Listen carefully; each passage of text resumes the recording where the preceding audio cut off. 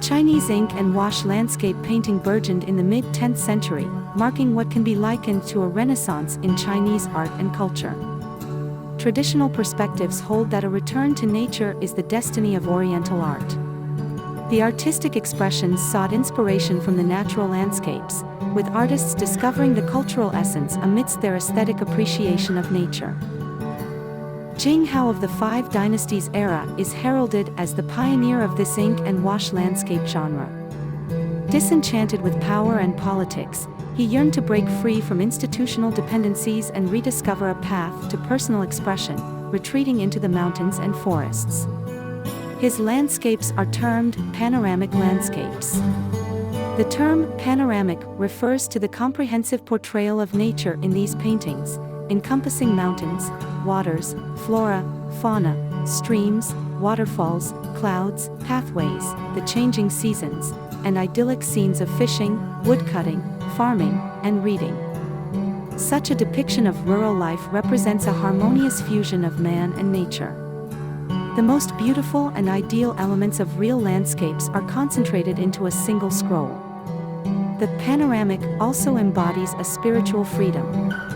The physical panoramic corresponds to the natural landscapes, while the spiritual panoramic corresponds to the cultural essence.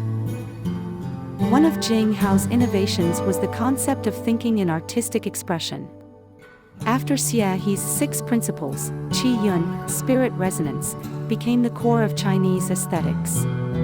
If the resonance represents a meaningful aesthetic state, then thinking is the intellectual force organizing this state. Resonance is the goal, while the function of thinking is to integrate fragmented, beautiful elements into a metaphysical, beautiful form with a rational power.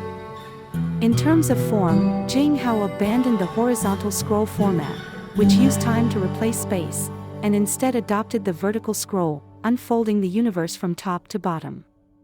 His notes on brushwork delineated various forms of mountains, waters, and paths, and introduced the concept of the rhythm of nature.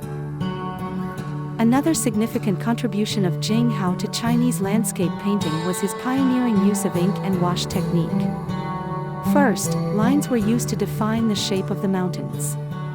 Then, side strokes were used to create textures, followed by water and ink rendering.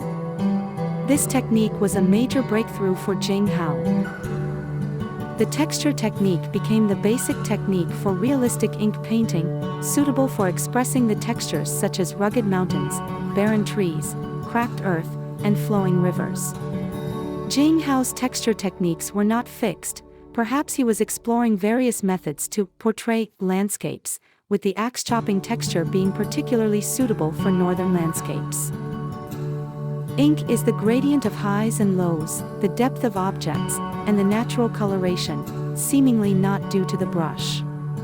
Using water to mix light ink can depict distant mountain and water sceneries, with misty clouds and fog, and mountain ridges appearing and disappearing.